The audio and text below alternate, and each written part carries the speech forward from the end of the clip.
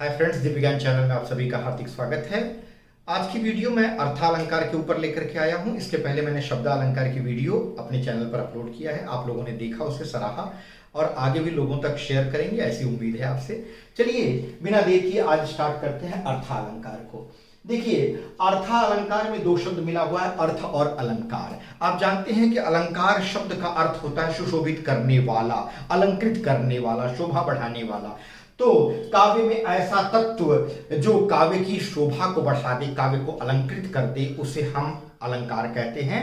और अगर काव्य की शोभा, काव्य का अलंकरण अर्थ के आधार पर हो रहा है तो उसे हम अर्थालंकार कहते हैं।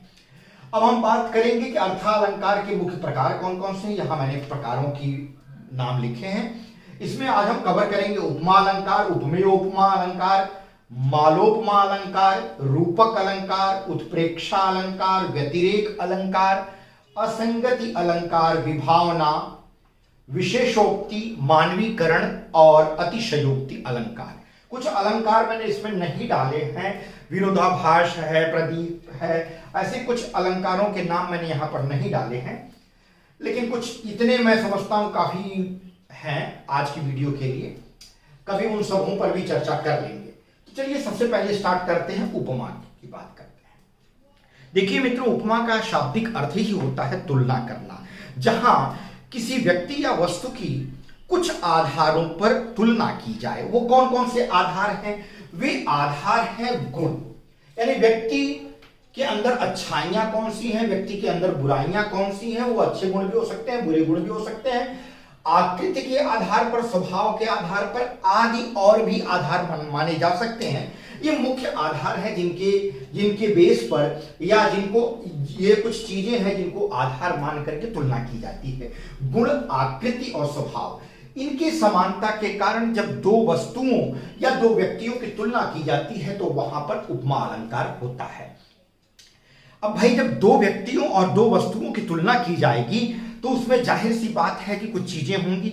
वो चीजें कौन कौन सी होंगी? पहली बात कि जिसकी तुलना की जा रही है उसका होना जरूरी है। तो जिसकी तुलना की जाएगी उसको हम कहेंगे उपमेय, उपमेय। और जिससे की जाएगी उसे हम कहेंगे उपमान। जिसकी की जाएगी उसे हम कहेंगे उपमेय और जिससे की जाएगी उसे हम कहेंगे उपमान। अब कोई न कोई गुण को हम आधार मान करके तुलना करेंगे, तो जिसकी तुलना करेंगे उसे उपमान कहेंगे, जिससे करेंगे उसे उपमान कहेंगे। उपमेय उपमान हो गया। तीसरी बात आ गई कि जिस गुण के कारण या जिस चीज को आधार मान करके हम तुलना कर रहे हैं उसको कहा जाता है साधारण धर्म, साधारण धर्म। और चौथी बात आ जाती है कि तुलना करने के लिए हम कुछ शब्दों का प्रयोग करते हैं। ज्यादातर वो प्रयोग सा, सी, से इत्यादि शब्दों का प्रयोग करके उपमा अलंकार में किया जाता है। उसको मैं अभी उदाहरण के माध्यम से स्पष्ट करूंगा। उनको कहा जाता है वाचक शब्द, उनको कहा जाता है वाचक शब्द।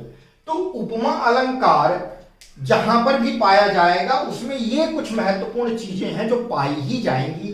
जैसे उपमेय उसमें पाया जाएगा, एक व्यक्ति या वस्तु जिसकी तुलना की जा रही हो, और वह व्यक्ति या वस्तु जिससे की जा रही हो उपमान। जिस धर्म को लेकर के, जिस विशेषता को लेकर के तुलना की जा रही है उसे साधारण धर्म कहा जाएगा। और जिस शब्द से तुलना की जा रही है या जिस शब्द की सहायता से तुलना में मदद मिल रही है वो वाचक शब्द कहा जाएगा। तो ये उपमा के 4 अंग हो गए। इन्हें हम क्या कहेंगे? उपमा के अंग, उपमा के अंग। अब गौर करिए, उदाहरण पर आते हैं। पहला उदाहरण है कर कमल सा कोमल। गौर करिए, इसमें उपमेय क्या है? पहली चीज, उपमेय किसकी तुलना की जा रही है? कर मतलब होता है हाथ, कर मतलब होता है हाथ। कमल का मतलब आप जानते ही हैं। तो कर मतलब हाथ की तुलना कमल से की जा रही है। और किस, अब कमल की, कर की यानी हाथ की तुलना कमल से की जा रही है, लेकिन दोनों में जो तुलना बताई जा रही है वो किस गुण को लेकर के बताई जा रही है? क्या क्या गुण है जो दोनों में समान है? वह गुण है कोमलता। तो कोमल हो गया साधारण धर्म, जिसकी तुलना की जा रही है यानी हाथ की तुलना की जा रही है वो हो गया उपमेय, जिससे की जा रही है यानी कमल से की जा रही है हो गया उपमान, और जिस शब्द की सहायता से किया जा रहा है वो हो गया वाचक शब्द। तो ये चार चीजें हो गई मित्रों। जिस चीज की तुलना की जा रही है उपमेय, जिससे की जा रही है उपमान, जिस गुण के कारण तुलना स्थापित की जा रही है उसको हम कहेंगे साधारण धर्म, और जिस शब्द की सहायता से तुलना में मदद मिल रही है वह हो गया वाचक शब्द। और यहां पर आप देखेंगे कई उदाहरणों में सा आता है, कहीं पर सी आता है, कहीं पे जैसे आता है, उसी प्रकार ऐसा इत्यादि शब्दों का प्रयोग किया जाता है। अब यहां गौर करिए, कर कमल सा कोमल, कर मतलब हाथ, कमल सा कोमल है, ठीक है। यहां पर हाथ की तुलना कमल से की जा रही है उसकी कोमलता के कारण, कि हाथ इतना कोमल है जितना कि कमल। अगला उदाहरण देंगे तो इस पहले उदाहरण में आपने देखा कि उपमा के सभी अंग यानी चारों अंग पाए गए। इस उदाहरण में उपमेय भी आया, उपमान भी आया, साधारण धर्म भी आया, वाचक शब्द भी आया। दूसरा, पीपल पात सरिस मन डोला। पीपर, पीपर का मतलब होता है पीपल, पीपल जो वृक्ष है उसको देशज शब्द में लिखा गया है पीपर, पीपर यानी पीपल। पात का मतलब होता है पत्ता, सरिस मतलब होता है समान। अब देखिए, पीपर के पत्ता, ठीक है, के समान मन डोला। डोला कौन सी चीज डोली है? मन। तो मन क्या हो जाएगा? उपमेय। लेकिन कैसे डोला है? पीपल के पत्ते के जैसा। तो ये जो पीपर पात है, पीपल का पत्ता जो है वो उपमान हो गया। मन के डोलने की, मन के हिलने की, मन की चंचलता की तुलना जो है वो पीपल के पत्ते से की गई है, कि मन वैसे ही डोल रहा है, वैसे ही हिल रहा है, वैसे ही चंचल है जैसा कि पीपल का पत्ता। आप पीपल के वृक्ष पर ध्यान से देखेंगे तो थोड़ी भी हवा अगर चल रही हो तो पीपल का पत्ता हमेशा हिलता रहता है। हवा बहुत कम होती है, महसूस नहीं होती, तो भी पीपल का पत्ता हिलता रहता है। यानी पीपल का पत्ता ऐसा पत्ता है, ऐसे वृक्ष का पत्ता माना जाता है जो कि हमेशा अस्थिर रहता है, स्थिर नहीं होता, वो हमेशा डोलता रहता है, चलता रहता है, हिलता रहता है। अब मन भी डोला, लेकिन कैसे? पीपल के पत्ते के सरिस मतलब जैसा। अब ये सरिस शब्द क्या हो गया? वाचक शब्द हो गया। इसमें भी उपमा के सभी अंग आ गए, उपमेय भी आ गया, मन, उपमान आ गया, किससे तुलना की गई है? पीपल के पत्ते के से की गई है।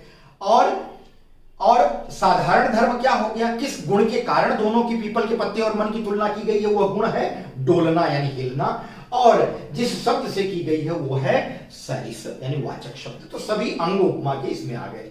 अगला उदाहरण है, मुख चंद्रमा सा सुंदर है। अब देखिए, सुंदरता जो धर्म है, सुंदरता जो विशेषता है, इसको लेकर के तुलना की जा रही है। किसके बीच में? मुख और चंद्रमा के बीच में। तो तुलना किसकी की जा रही है? मुख की। तो जिसकी तुलना की जाती है वो उपमेय हो गया, जिससे की जा रही है वो उपमान हो गया। उपमान कौन हो गया? चंद्रमा। चंद्रमा से मुख की तुलना की जा रही है, चंद्रमा उपमान हो गया। सुंदर जो हो गया साधारण धर्म हो गया, और सा सी से जो आता है बीच में वो वाचक शब्द हो गया, तो सा जो है वाचक शब्द हो गया। तो मुख जो है वो कैसा है? चंद्रमा सा सुंदर है, या चंद्रमा के जैसा सुंदर है। अगला उदाहरण, नील गगन सा शांत हृदय था हो रहा। अब कौन शांत हो रहा था? ठीक है, हृदय। तो हृदय की बात कही जा रही है, तो हृदय हो गया उपमेय। तुलना किससे की जा रही है? लेकिन वो हृदय कैसा शांत हो रहा था? नील गगन, नीले गगन के जैसा। तो नील गगन जो है, ये नीला आसमान जो है, नील गगन शब्द ये उपमान हो गया, और हृदय जो है वो उपमेय हो गया। और किस साधारण धर्म या गुण के कारण तुलना की जा रही है? वो है शांत, शांति। दोनों में गुण जो है वो समानता किस चीज से, किस गुण के कारण स्थापित की जा रही है? वो है शांति का गुण। तो शांति हो गया साधारण धर्म, और वाचक शब्द हो गया सा। तो नील गगन सा शांत हृदय था हो रहा, यानी नील गगन के जैसा हृदय जो है वो शांत हो रहा था। तो यहां पे भी उपमा के सभी अंग आए। आगे आ जाते हैं, सागर सा गंभीर हृदय हो, हृदय कैसा हो, सागर सा गंभीर। तो तुलना किसकी की जा रही है, हृदय की, हृदय उपमेय हो गया। किससे की जा रही है, समुद्र से, सागर से, तो सागर उपमान हो गया।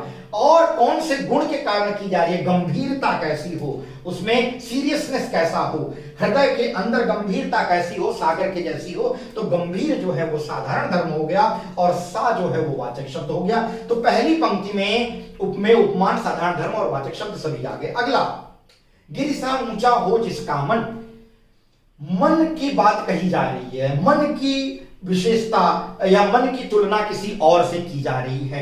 मन की तुलना किससे की जा रही है, गिरि से। अब किस विशेषता के कारण तुलना स्थापित हो रही है मन और गिर यानी पहाड़ के बीच में, वह है ऊंचाई। ठीक है, मन गिर सा ऊंचा यानी पहाड़ के जैसा ऊंचा हो, कौन, मन, जिसका मन। तो मन जो है वो उपमेय हो गया, गिरि उपमान हो गया, ऊंचा जो है साधारण धर्म हो गया और सासी से वाचक शब्द हो गया। छठवां उदाहरण देख लीजिए। तो पांचवें उदाहरण तक आपने देखा कि उपमा के सभी अंग, उपमेय, उपमान, साधारण धर्म और वाचक शब्द सभी आए। अब दोस्तों छठवां देख लेते हैं। पड़ी थी बिजली सी विकराल, पड़ी थी बिजली सी विकराल, बिजली सी विकराल। अब बिजली के जैसी विकराल, विकरालता मतलब महान, एक तरह से कह सकते हैं विशालता की बात की जा रही है। अब विकराल जो है वह साधारण धर्म हो गया, सासी से जो हो गया वो वाचक शब्द हो गया। बिजली सी, अब बिजली जो है उपमान हो गया। अब यहां बात यह समझ में नहीं आ रही है कि बिजली सी विकराल कौन सी चीज है, यानी इसमें उपमेय जिसकी तुलना की जा रही है वो कहीं ना कहीं गायब है। तो एक अंग उपमा का नहीं पाया जा रहा है और वह है उपमेय।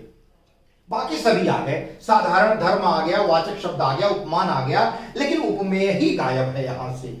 तो यहां उपमेय गायब है। अब देख लीजिए, उपमा अलंकार के दो मुख्य प्रकार होते हैं, पूर्ण उपमा और लुप्त उपमा। पूर्ण उपमा मतलब जिसमें पूरे सारे के सारे उपमा अलंकार के अंग पाए जाते हैं, ऐसे काव्य की पंक्तियों को हम पूर्ण उपमा अलंकार उसमें मानते हैं या उसमें पाते हैं। जिन काव्य की पंक्तियों में उपमा अलंकार हो लेकिन उपमा के सभी अंग में से कोई एक अंग, उपमेय, उपमान, साधारण धर्म या वाचक शब्द में से कोई एक गायब हो, ना हो, अनुपस्थित हो, तो वहां पर हम कहेंगे लुप्तोपमा। तो ये दो नाम याद रखिए। मैंने क्या बताया, पहला बताया पूर्णोपमा, इसमें दो शब्द मिला है, पूर्ण प्लस उपमा। ठीक है, पूर्ण जमा उपमा।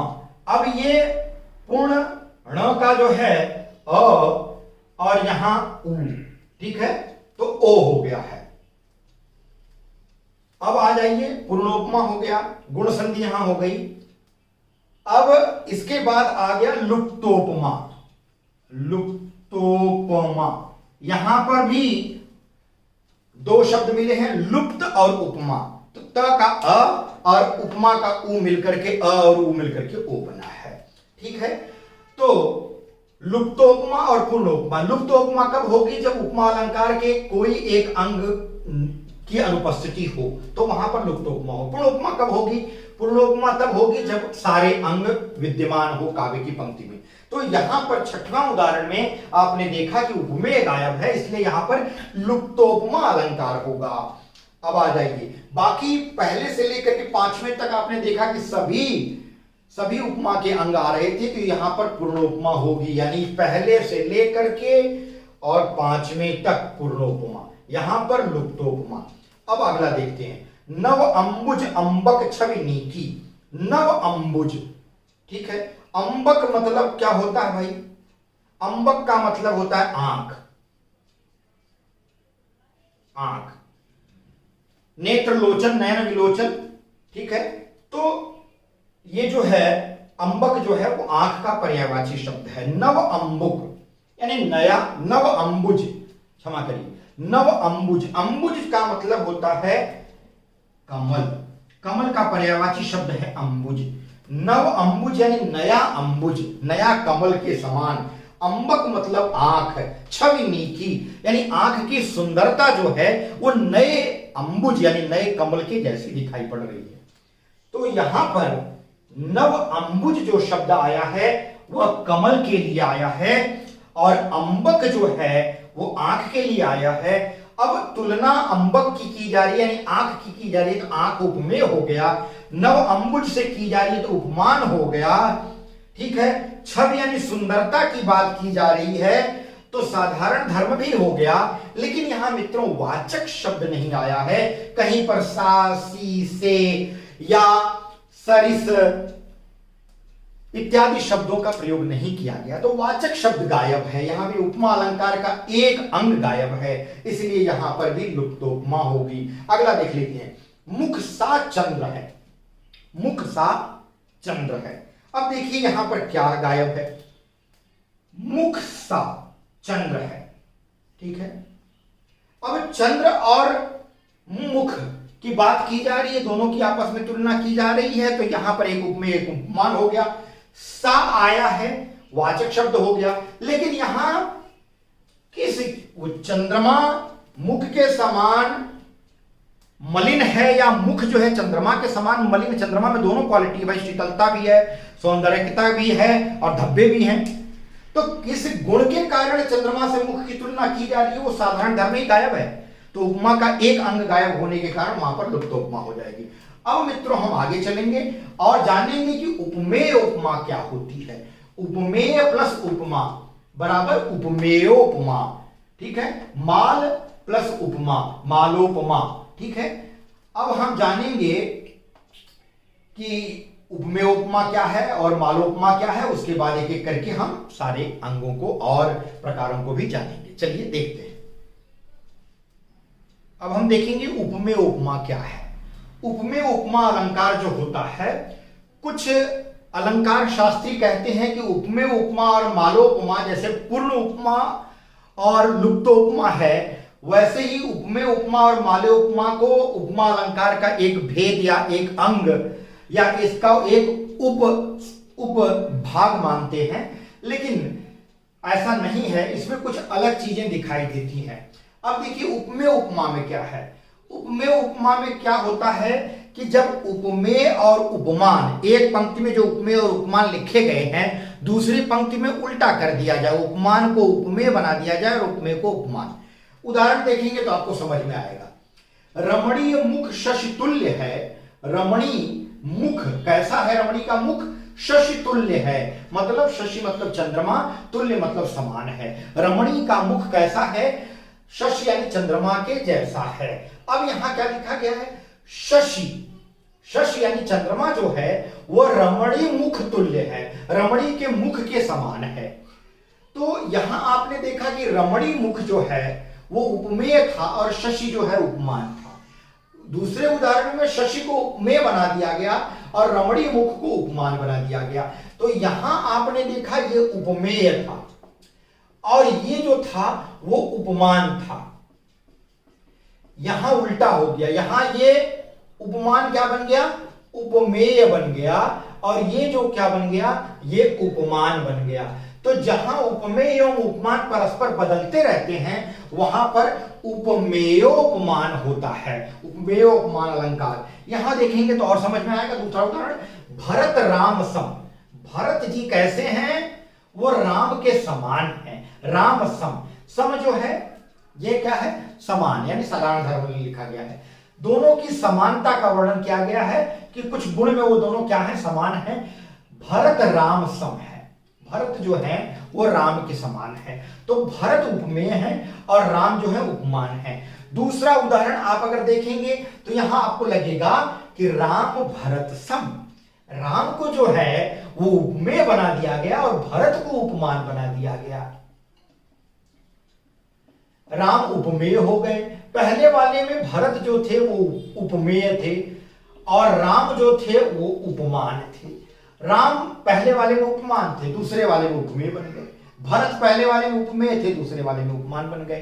तो कहने का मतलब जब परस्पर मतलब आपस में उपमेय उपमान एक बदलते रहते हैं, कभी जो है भाव में ऐसा मतलब कविता के अर्थ में सौंदर्य उत्पन्न करने के लिए इस तरह के ट्रिक या तरीकों को अपनाता है कि वह उपमेय को उपमान और उपमान को उपमेय बना देता है। तो ऐसे अलंकार को हम उपमेय उपमान कहते हैं, लेकिन यह एक ही काव्य में होना चाहिए, एक दूसरे के संदर्भ में ही लिखा होना चाहिए, तभी ऐसा अलंकार हम कह सकते हैं। चलिए आप मालोपमा देख लेते हैं। मालोपमा अलंकार क्या है?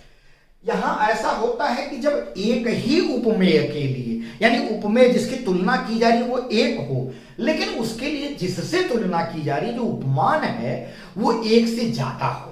देखिए जल्दबाजी में पढ़ाते समय कभी कभी हो सकता है कि मैं उपमेय को उपमान बोल दूं, उपमान को उपमेय बोल दूं, गलती से हो सकता है मुंह से निकल जाए ऐसा, तो थोड़ा ध्यान दीजिएगा। तो यहां क्या होता है कि जिसकी तुलना की जा रही है, जिसकी तुलना की जाती है उसे उपमेय कहते हैं, इतना तो क्लियर है। अब वो उपमेय के लिए जब जिससे तुलना की जा रही है, उपमान जो तुलना की जा रही है, तुलना वाली जो चीजें हैं, वो तुलना जिससे की जा रही है वो अगर वो एक से ज्यादा हो जाती है तो वहां पर मालोपमा होता है। यानी माल, माल मतलब खजाना, उपमा मतलब जिससे उपमा दी जा रही है उसका खजाना हो, वो मालोपमा हो गया। ये मेरी अपनी ट्रिक है समझाने के लिए। माल मतलब खजाना। अब यहां खजाना देखिए आ गया है, क्या लिखा गया है भाई? पहले ये परिभाषा देख लीजिए। जहां एक उपमान की समता के लिए एक के साथ बहुत से उपमान लाए जाते हैं वहां उपमालोपमा होता है। और यहां क्या होता है? उपमानों की माला सी बन जाती है, एक लड़ी लग जाती है। जैसे उदाहरण देखिए, कुंद सी, कविंद सी, कुमुद सी, कपूरिका सी। कुंद सी, कविद सी, कविंद सी, कुमुद सी, कपूरिका सी। कंचन की कलिका, कल्पतरु केल सी। चपला सी, चक सी, चमर सी और चंदन सी। चंद्रमा सी, चांदनी सी, चांदी सी, चमेली सी। खिली रहती है सदा वह कौमुदी सी। खिली रहती है सदा वह कौमुदी सी। कमनीय कल्प लतिका सी मन भाई है। ज्वाला सी किसी को, मणिमाला सी किसी को, सुरबाला सी किसी को वह देती दिखलाई है।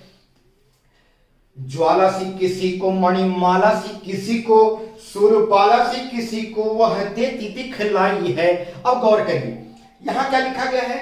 कुंद सी, कविंद सी, कुमुद सी और कपूरिका सी। वो कैसी दिखती है? कुंद सी, कविंद सी, कुमुद सी, कपूरिका सी। वो किस किस तरह से दिखती है? तो अनेक तरह के उदाहरण यहां प्रस्तुत किए गए। उपमा, उपमान जो है अलग अलग तरह के उपमान। कभी वो कुंद सी दिखती है, कविंद सी दिखती है, कुमुद सी दिखती है, कपूरिका सी दिखती है। कंजन की कलिका कल्पतरु केली सी दिखती है, तो चपला सी दिखती है, चक सी, चमर सी और चंदन सी। चंद्रमा सी, चांदनी सी, चांदी सी, चमेली सी। देखिए उपमान की क्या बन गई है? उपमानों की माला सी बन जाती है। अगला, खिली रहती है सदा वह कौमुदी सी।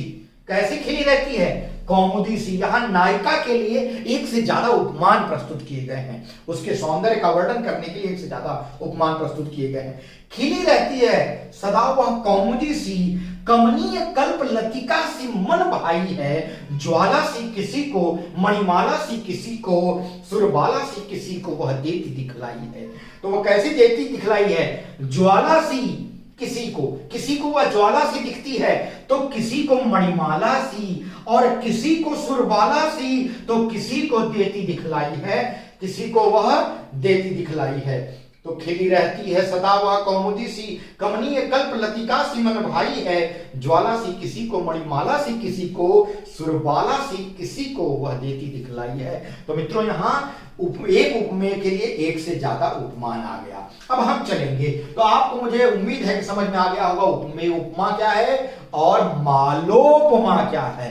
माल और उपमा मतलब एकदम माला सी बन गई है। माल का अर्थ अगर आप माल में, माल मतलब माला, ठीक है। उपमा, जहां उपमा देने के लिए एकदम माला तैयार की जाए उपमान की, वो मालोपमा है। और अगर माल मतलब खजाना से अर्थ लेते हैं आप, तो भी आप अलग ढंग से सोच सकते हैं। अब हम आते हैं, बात करते हैं रूपक अलंकार और उत्प्रेक्षा अलंकार की। रूपक अलंकार क्या है और उत्प्रेक्षा अलंकार क्या है, इसकी भी गहराई से आप इसके अर्थ को समझेंगे और उदाहरण के साथ मैं प्रस्तुत करूंगा आपको। चलिए अब वो देखते हैं कि रूपक अलंकार क्या है और उत्प्रेक्षा अलंकार क्या अब मित्रों हम जानेंगे उत्प्रेक्षा अलंकार और रूपक अलंकार के बारे में। तो पहले आइए रूपक अलंकार के बारे में देखते हैं। हमने उपमा, उपमेय, उपमान और मालोपमा खत्म कर दिया है। ये 3 अलंकार हो गए। चौथा अलंकार हम रूपक के बारे में जानेंगे। देखिए रूपक का शाब्दिक अर्थ ही अगर हम ध्यान से देखें, रूपक मतलब जो रूप पकड़ ले, किसी का रूप पकड़ ले। तो जब उपमेय और उपमान यानी जिसकी तुलना की जा रही है और जिससे की जा रही है, जब दोनों में बिल्कुल कोई डिफरेंस ना रह जाए, कोई अंतर ना रह जाए, अभिन्नता दिखाई दे, बिल्कुल एक दूसरे के समान हो जाए, एकदम बिल्कुल पूरी तरह से मर्ज हो जाए, मिक्स हो जाए, तब वहां पर रूपक अलंकार होता है। कहने का तात्पर्य यह है कि जब उपमेय और उपमान में अभिन्नता दिखाई दे, कोई भिन्नता न रह जाए, बिल्कुल एक दूसरे में लीन हो जाए, एक दूसरे में समा जाए, दोनों एक ही रूप पकड़ लें, तब वहां पर क्या होता है? रूपक होता है। कहने का मतलब है उपमेय उपमान का रूप पकड़ ले, उपमान इतना ज्यादा उपमेय पर हावी हो जाए कि उपमेय और उपमान में कोई फर्क ही न रह जाए, तो वहां पर क्या होता है? रूपक अलंकार होता है। उपमा में हमने देखा कि तुलना की जा रही है, यानी कोई कोई गुण ऐसा है जो उपमेय का उपमान से मिलता है, तुलना की जा रही है, किसी कोई एक गुण के कारण किसी वस्तु की दूसरे वस्तु से तुलना की जा रही है, किसी व्यक्ति की दूसरे व्यक्ति से तुलना की जा रही है। रूपक में आपने उपमेय उपमान में आपने देखा कि उपमेय और उपमान बदल जाते हैं एक दूसरे के साथ। मतलब एक पंक्ति में आप देख रहे हैं कि एक उपमेय और उपमान लगा हुआ है, दूसरे पंक्ति में देख रहे हैं कि जो पहली पंक्ति में उपमेय था दूसरी पंक्ति में उपमान बन गया, और जो पहली पंक्ति में उपमान था वो उपमेय बन गया। मालोपमा में देखा आपने कि एक उपमेय के लिए एक से ज्यादा उपमान प्रयोग किया गया। लेकिन रूपक अलंकार में क्या होता है? रूपक अलंकार में उपमेय उपमान का रूप ही पकड़ लेता है, यानी उपमान का जब उपमेय पर आरोप स्थापित किया जाए तो वहां रूपक होता है। उदाहरण देखेंगे, मैं तो चंद्र खिलौना लाया हूं। अब यहां पर बात की जा रही है चंद्र खिलौना की। खिलौना ये नहीं कहा जा रहा है कि यहां श्री कृष्ण अपनी मां यशोदा से ये नहीं कह रहे हैं कि मां मैं चंद्रमा के जैसा खिलौना लूंगा। अगर चंद्रमा सा खिलौना बोला जाता तो उपमा अलंकार हो जाता, यानी दोनों में तुलना की जा रही है। बल्कि यहां कहा क्या जा रहा है? खिलौना कौन है? चंद्रमा ही क्या बन गया है? वो चंद्रमा बन गया है खिलौना, चंद्रमा वाला खिलौना, यानी चंद्रमा जो है वो खिलौना बन गया है। यानी उपमेय में उपमान इतना हावी हो गया है, ठीक है, कि कोई फर्क ही नहीं रह गया है। तो चंद्रमा जो है वो खिलौना बन गया है। अब आगे आ जाइए, देखते हैं चरण कमल बंदो हरिराई। अब यहां चरण कमल की बात कही जा रही है। ये नहीं कहा जा रहा है कि कमल के जैसा चरण या कमल सा चरण, कहा जा रहा है चरण कमल, चरण ही कमल के समान बताया दिया गया है। हरिराई, हम हरिराई मतलब प्रभु के, ईश्वर के कमलवत चरण की वंदना करते हैं। अब यहां चरण और कमल में कोई फर्क नहीं है, चरण कमल बोला जा रहा है। कहने का तात्पर्य यह है कि चरण पर कमल का आरोप स्थापित किया जा रहा है। जो उपमान है, उपमान क्या है? यहां पर कमल है, किसकी तुलना की जा रही है? वो है उपमेय। उपमेय कौन है? चरण। तो चरण कमल की जो है इतना ज्यादा समान हो गया है कि दोनों में कोई भिन्नता नहीं रह गई है, अभिन्न हो गया है दोनों। आगे आ जाएगी। अब गौर करिए, एक चीज और होती है, ज्यादातर की बात कर रहा हूं। रूपक अलंकार में क्या होता है? उपमेय और उपमान एक दूसरे के पास रहते हैं और बीच में योजक चिन्ह का प्रयोग किया जाता है ज्यादातर, लेकिन हर जगह ऐसा नहीं होगा। पायो जी मैंने राम रतन धन पायो। यहां मीरा जी कह रही हैं कि पायो जी मैंने राम रतन धन पायो। राम को उन्होंने क्या कहा है? रतन धन, यानी हमने राम जैसा रतन धन पा लिया है। अब यहां राम के जैसा रतन धन नहीं पाया, ऐसा नहीं कह रही है कि मैंने राम के जैसा रतन धन पाया, राम सा रतन धन नहीं कह रही है, या राम के जैसा रतन धन नहीं कह रही है। यहां सासी से जो वाचक शब्द प्रयोग होता है उपमा अलंकार में, वो नहीं किया जा रहा है, बल्कि कहा जा रहा है कि राम रतन धन पायो, हमने राम का ही रतन धन पा लिया है। ठीक है, यानी राम जो है वो हमारे लिए रतन धन है, राम रूपी रतन धन पा लिया है, ये कहेंगे। उत्प्रेक्षा अलंकार, तो मैं समझता हूं रूपक अलंकार आपको क्लियर हो गया होगा। उत्प्रेक्षा अलंकार देखेंगे, जहां गुण धर्म आदि के सादृश्य होने के बाद भी या उसको आधार मान करके उपमेय और उपमान में होने की संभावना व्यक्त की जाती है। एक बार मैं और स्पष्ट करूंगा, गुण धर्म आदि सादृश्य मतलब समानता के आधार पर उपमेय में उपमान के होने की संभावना का वर्णन हो। उपमेय में उपमान कहने का मतलब यह है कि जिससे तुलना की जा रही है वह है उपमान, और जिसकी की जा रही है वह उपमेय है। तो उपमेय जो है जिसकी तुलना की जा रही है उसमें ऐसा महसूस किया जा रहा है कि वो उस तरह से है। जैसे चंद्रमा, चलिए मुख मानो चंद्रमा है, तो मुख जो है उसकी तुलना की जा रही है चंद्रमा से, लेकिन ये नहीं कहा जा रहा है कि मुख चंद्रमा सा है या मुख चंद्र नहीं कहा जा रहा है, रूपक अलंकार नहीं कहा जा रहा है। जहां दोनों में भिन्नता खत्म कर दी जाती है, समानता स्थापित कर दी जाती है, दोनों एक जैसे हो जाते हैं, यानी दोनों में कोई भिन्नता रही नहीं जाती। उपमान इतना ज्यादा लब्ध एकदम हूबहू हो जाता है उपमेय के कि कोई भिन्नता नहीं जाती, वो तो रूपक है। लेकिन उत्प्रेक्षा में क्या कहा जाता है, कवि ये नहीं कह रहा है कि जैसे एक उदाहरण ले लिया जाए, मुख चंद्रमा मानो मुख चंद्रमा के जैसा है, तो यहां मुख जो है चंद्रमा सा नहीं बताया जा रहा है, मुख चंद्रमा के तुल्य एकदम, मतलब मुख चंद्र नहीं कहा जा रहा है, उसमें आरोप स्थापित नहीं किया जा रहा है चंद्रमा का, बल्कि ये कहा जा रहा है कि मुख मानो ऐसा लग रहा है जैसे चंद्रमा हो। तो संभावना व्यक्त की जा रही है कि चंद्रमा की जो सुंदरता है वो मुख के जैसी मानो ऐसा प्रतीत हो रहा है।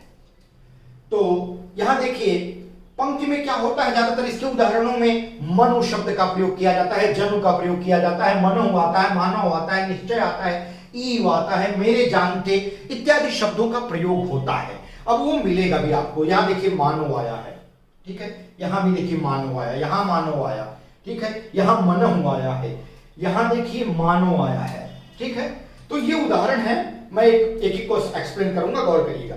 मुख मानो चंद्रमा है, मुख मानो चंद्रमा है। अब यहां ये नहीं कहा रहा है मुख चंद्रमा सा है, ये उदाहरण मैंने स्पष्ट कर दिया। यहां संभावना जताई जा रही है कि जो मुख है, उपमेय जो है, वो उपमान के जैसा है, मानो ऐसा प्रतीत हो रहा है, मानो वो चंद्रमा के जैसा है। सिर फट गया उसका वहीं मानो अरुण रंग का घड़ा हो। सिर फट गया उसका, सिर का फटना, ठीक है, इसकी उपमा किससे दी जा रही है, अरुण रंग के घड़े से। अब ये संभावना व्यक्त की जा रही है, मानो ऐसा लग रहा है, ठीक है, ये हूबहू नहीं कहा जा रहा कि ये ऐसा ही है, अगर ऐसा कह दिया जाता तो उपमा अलंकार हो जाता, ठीक है। अगला देख लीजिए, नेत्र मानो कमल है। अब यहां कहा जा रहा है कि नेत्र कैसे हैं, मानो कमल है, संभावना जताई जा रही है, जैसे लग रहा है कि नेत्र कमल है। सोहत ओढ़े पीत पट श्याम सलोने गात, सोहत ओढ़े सुहावना लगता है, ओढ़ा हुआ, पीत मतलब पीले रंग का, पट मतलब वस्त्र, श्याम मतलब श्याम यानी कृष्ण के, सलोने मतलब सुंदर, गात मतलब शरीर पर। श्री कृष्ण के सुंदर, श्री कृष्ण के सलोने शरीर पर ओढ़ा हुआ पीला वस्त्र अच्छा लग रहा है, सुशोभित हो रहा है। मनम, अब उनका जो पीले रंग का कपड़ा जो वो ओढ़े हुए हैं श्री कृष्ण जी, तो उनके शरीर की का जो सौंदर्य है, श्याम का जो सलोना शरीर है, जो पीला वस्त्र पहना हुआ है, उसकी तुलना किससे की जा रही है, मनहु नील मणि शैल से। नीली मणियों वाले, शैल मतलब पर्वत, शैल लिखा गया है, देश शब्द है, शैल शुद्ध शब्द होता है, तो नीलमणि शैल, नीलमणि शैल से की जा रही है, यानी नीली मणियों वाले पर्वत से की जा रही है। और यहां पर तुलना नहीं की जा रही, बल्कि ये संभावना व्यक्त की जा रही है कि श्री कृष्ण का सलोना शरीर जो पीला वस्त्र पहना हुआ है, वो मानो ऐसा लग रहा है जैसे नीली मणियों वाले पर्वत पर आतप मतलब सूर्य का, पर्यो मतलब पड़ता है, प्रभात मतलब सुबह का, जैसे सुबह का सूरज जब नीली मणियों वाले पर्वत पर पड़ता है तो जो सौंदर्य उत्पन्न होता है, ऐसा ही मानो लगता है जब श्री कृष्ण क्या पहनते हैं? पीला वस्त्र। तो श्री कृष्ण जब पीला वस्त्र धारण करते हैं अपने शरीर पर, तो उनके शरीर का सौंदर्य मानो ऐसा लगता है जैसे नीली मणियों से भरे हुए पर्वत या नीली मणियों वाले पर्वत पर सूरज का सुबह का प्रकाश पड़ रहा हो, या सूरज की पहली किरण या सुबह की या प्रभात की किरण पड़ रही हो, ऐसा सौंदर्य लग रहा है। तो यहां पर संभावना जताई जा रही है। अगला उदाहरण, कहती हुई यूं उत्तरा के नेत्र जल से भर गए, हिम के कणों से पूर्ण मानो हो गए पंकज नए। अब गौर करिएगा, कहती हुई यूं उत्तरा के नेत्र जल से भर गए, जो बात कह रही हैं उत्तरा जी, वो उनके नेत्र ऐसे जल से भर गए, यानी अब यहां पर उपमेय क्या हो गया? उपमेय हो गया उत्तरा के अश्रुपूरित नेत्र। अब उनके नेत्र कौन से हैं? उत्तरा के नेत्र कैसे? जल से भरे हुए। उत्तरा के जल से भरे हुए नेत्र यानी उनकी आंखें जो अश्रुपूरित हैं, उसमें संभावना जताई जा रही है किस चीज की? हिम यानी बर्फ की, यानी ओस। यहां पर हिम का मतलब ओस है। ओस के कणों से भरे हुए कमल की, जो मानो ऐसा लग रहा है जैसे ओस से भरा हुआ कमल कोई हो। तो अब उत्तरा के अश्रुपूरित नेत्र जो हैं, उसमें कवि किस चीज की संभावना जाहिर कर रहा है? ऐसा उसे प्रतीत होता है कि जैसे मानो कमल जो है वो कैसा हो? ओस से पूरित हो, ओस की बूंदों से भरा हुआ कोई कमल हो, ऐसा दिखाई देता है उत्तरा का नेत्र। ठीक है मित्रों, तो आज के वीडियो में, इस पार्ट में मैं उपमा, उपमेयोपमा, मालोपमा, रूपक और उत्प्रेक्षा इतना कवर किया।